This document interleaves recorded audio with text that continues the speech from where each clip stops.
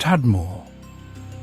The name itself whispers tales of unspeakable horrors, a desolate fortress etched against the unforgiving Syrian desert.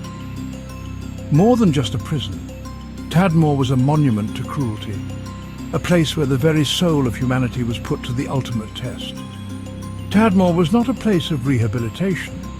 It was a machine of repression, a tool wielded by a regime to crush dissent, to silence opposition, and to instill an all-pervading fear. Within its walls, the Syrian state perpetrated crimes against its own people, crimes that would stain the nation's conscience forever. The prison's grim history intertwined with the rise of Hafez al-Assad. His iron-fisted rule gripped Syria. Dissent was not tolerated. Tadmor became his instrument of control. Built in the 19th century by the Ottomans, the prison's purpose shifted. No longer a holding place for common criminals, it transformed into a black hole for political prisoners. Anyone deemed a threat to the regime vanished within its walls. Students, professors, writers, activists, all disappeared into Tadmor's abyss. Their crimes? Daring to dream of a different Syria, a Syria free from fear. The world outside knew little of Tadmor's horrors. The Syrian regime shrouded the prison in secrecy, but whispers escaped. Tales of unimaginable brutality, prisoners crammed into overcrowded cells, deprived of food, water, and even sunlight. The air thick with the stench of human waste and despair. Torture was not an exception, it was the norm. Beatings, electric shocks, and sexual assault were routine. Guards, fueled by a culture of impunity, inflicted pain with sadistic glee. Each day in Tadmor was an excruciating dance with death. One particularly gruesome chapter in Tadmor's history stands out: the massacre of 1980. Following a failed assassination attempt on Hafez al-Assad, retribution was swift and brutal. Rifat al-Assad, the president's brother, led a death squad into the prison. Over 1,000 prisoners were systematically slaughtered, gunned down in their cells, their bodies left to rot in the searing desert heat. The world recoiled in horror at the news, but for the Syrian regime, it was just another day, another demonstration of their absolute power. Section 5. A Symphony of Suffering. The stories of those who survived Tadmor are testaments to the resilience of the human spirit. These individuals endured the harshest conditions imaginable, yet they emerged with their spirits unbroken. Their tales are not just about survival, but about the strength of the human will to live, to hope, and to dream even in the darkest of times. They speak of enduring unimaginable pain, of witnessing unspeakable acts. The brutality they faced was beyond comprehension, yet they found ways to cope, to resist, and to hold on to their humanity. Each story is a powerful reminder of the depths of cruelty that humans can inflict on one another, but also of the incredible resilience that lies within us all. Their bodies bear the scars of their imprisonment, their minds forever haunted by the ghosts of Tadmor. These physical and psychological wounds are a testament to the suffering they endured, but also to their incredible strength. The scars are not just marks of pain, but symbols of their survival and their unyielding spirit. One survivor, Youssef Ajan, described his time in Tadmor as living death. His words paint a vivid picture of the daily horrors faced by the prisoners. He spoke of the constant fear, the relentless torture, and the overwhelming sense of hopelessness that pervaded every moment of their existence. He spoke of being forced to watch the execution of his cellmate. This traumatic experience left an indelible mark on his soul, a memory that would haunt him for the rest of his life.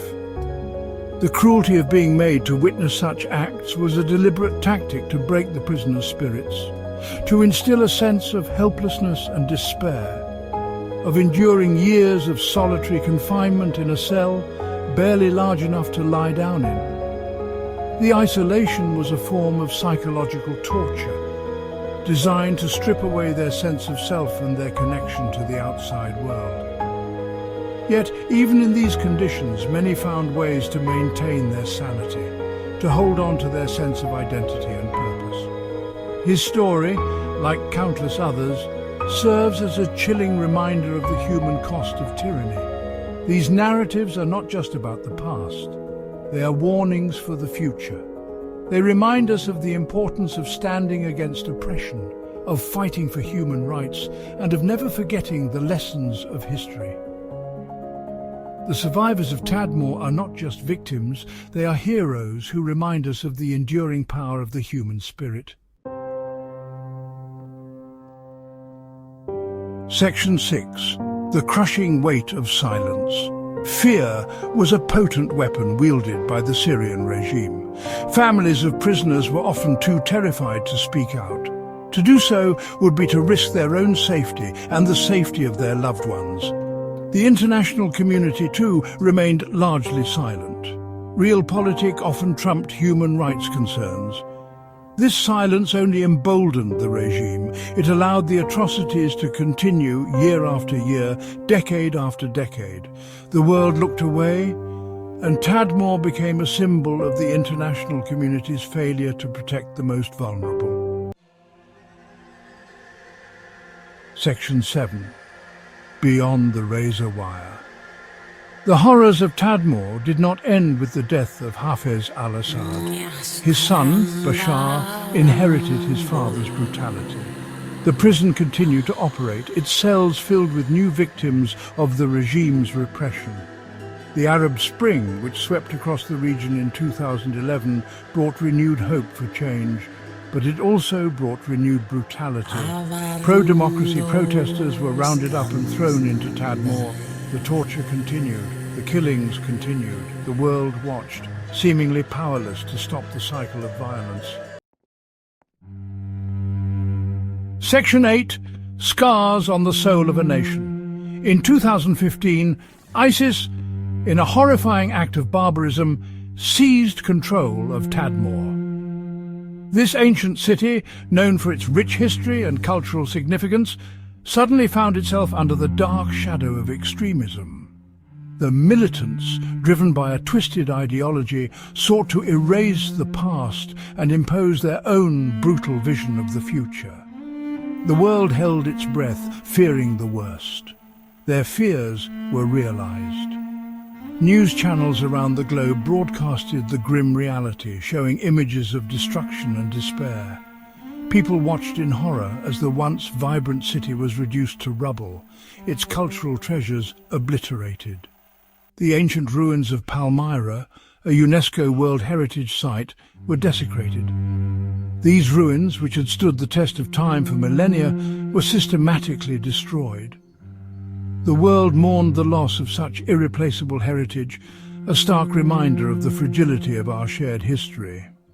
Prisoners, both political and criminal, were executed. The prison, already infamous for its brutal history under the Assad regime, became a site of even greater horror.